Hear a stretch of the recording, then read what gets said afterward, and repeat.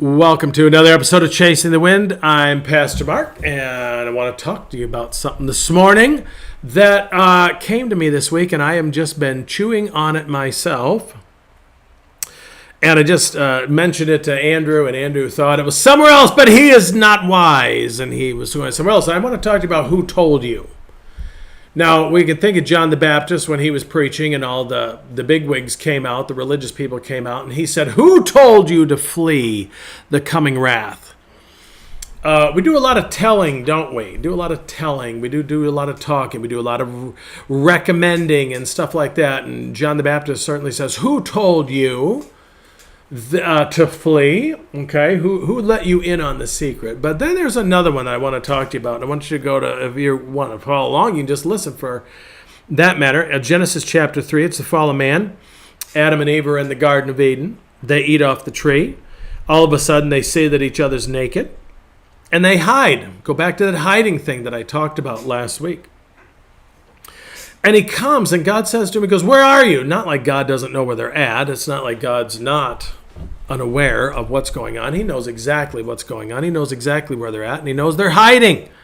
It's a rhetorical question. I want you to come out. You can almost hear God saying, "Ali, Ali, oxen free," but they are afraid to come out because now they have this shame. And then, so they finally answer him. He says, "Well, I heard." He goes. He answered, "I heard you in the garden, and I was afraid." And Adam did, because I was naked, so I hid. And God says to him, "Who told you that you were naked? Who told you? Who told you? Who told you?" That's an interesting phrase.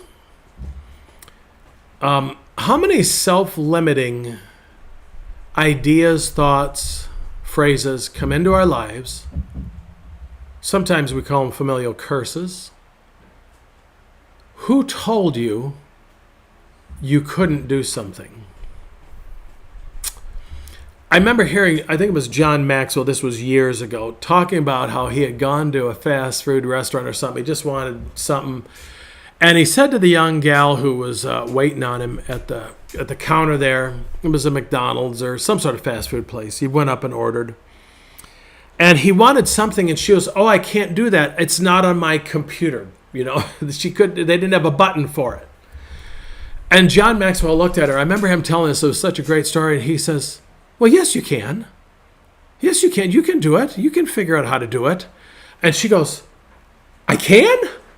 And it was something to that effect. And she was like all bubbly because she was told she couldn't do it. You can't do that. You got to do. And yeah, you can. Yeah, you can. How many of us go through our lives with things that someone has told us we couldn't do that? Now, there are some things you can't do, okay? We're in that day-to-day. We're in this day-to-day that, whoa, men can have babies. No, they can't. Okay? I know that's going to upset some people, but I look like I can have a baby, but I can't. I got a big gut here. I look like I'm pregnant, but I'm not, okay? And I can't get pregnant. That's just the way it is. It's just the way it is. So, we go, "Oh, I can do all things through Christ who gives me strength." Okay, that's taken out of context. It's taken from the idea of contentment. I can be content. I can learn to be content with a lot. I can learn to be content with not so much a lot, with little. I can do it. Wherever I'm at, what I'm doing, I can be okay with what that is. But we're told sometimes that we can't do this or we can't do that. And we have all these laws, and we know that those don't really apply anymore. No one seems to care. No one seems to want to comply with even basic human decency these days, it seems. But we go through life so defeated sometimes because we're told we can't do that. And indeed, maybe I can't. I'm at an age now, there's some things, maybe I can't do them. Maybe I can't do them like I used to. I was helping a buddy of mine on something the other day, and I squatted down. And I said, he stayed there, and I was trying to get up. My knees just kind of locked, because I was squatted down too long. And I looked over at him. I said, "Can you help me out here?" And he gave me his arm, so I had something to pull myself up on. There's some things that I can't do as well as I used to, but there are some things that people said, "Well, you can't do that." Who told you that? People that tell us that they can be shaming comments. Same buddy will, I'll bring up some lyrics to a song or something, and I'll kind of sing it. And he'll say, "Who sang that song?" And I'll name the artist. He goes, "Well, why don't you let them sing it?" Instead of me. It's a way of saying I didn't do such a good job, although I think I did a good job. Who told you that? That's one of those things, those verses of scriptures that I have overlooked for years. I didn't focus on that. I focused on they were hiding. I didn't focus on the fact that someone told them you can't do that. Or told them, they questioned them, they shamed them in some sort of way. And I want us to think about a little bit, chew on who told you some of the lies that you believe about yourself. There's some things I can't change. I'd like to identify as 64, 65 so I could start drawing Social Security, but I don't think they would let me do that, to be honest with you. I'd like to identify as being 30 years younger sometimes. I can't do that. And that's just reality. But there's other things that people have told me. I was reticent, 5 years ago now, Andrew? Something like that I started chasing the wind. The Lord was telling me to do this. But there was also another voice, other voices even. Some people are saying, well, why would you do that? Why would you do that? It was their way of saying, you can't do it. You shouldn't do it. And maybe the Lord's saying to you today, who told you that you can't do this, that, or the other thing when I'm telling you to do it? Or who told you you could when I told you not to?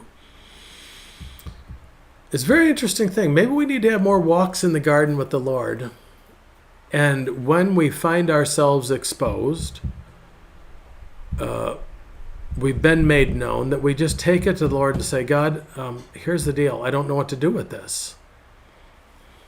And I don't know why Paul said in Romans 7, the things I want to do, I don't do, and the things I want to do, I don't do. You know what I'm talking about there. The things I don't want to do, I do, and the things I want to do, I don't do. And the enemy will have a fun time with us and tell us, it's okay. That's one little thing. God will forgive that. Don't worry about it. It doesn't matter. We need to start asking ourselves, who's telling us? Sometimes it's us. Sometimes we're telling ourselves what we want to hear. And are we really listening to God say, I told you not to eat off that tree. So who told you you could? And it always goes back to, here's the question that comes when the serpent says to Adam and Eve, did he really say you couldn't eat off there? And didn't he tell you that because he doesn't want you to be like him? Because if you do eat off it, then you'll be like him. And if you don't eat off it, then you're not enough. That's always the lie of shame, is that you're not enough. And it gets said in different ways. We've talked about that. For me, it's, I've told you, I hear it as I don't matter. And the question I need to start asking myself, when I feel that come up for me again, that I don't matter, I need to ask myself, who told me I don't matter? And ultimately, it is the enemy of my soul tells me I don't matter. Because God has made it very clear that I matter to him.